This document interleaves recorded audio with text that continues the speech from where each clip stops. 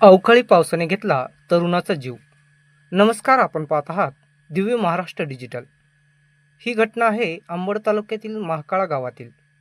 तीन तरुण सोमवार असल्या कारणाने महादेवाच्या दर्शनासाठी आपेगाव येथे गेले होते.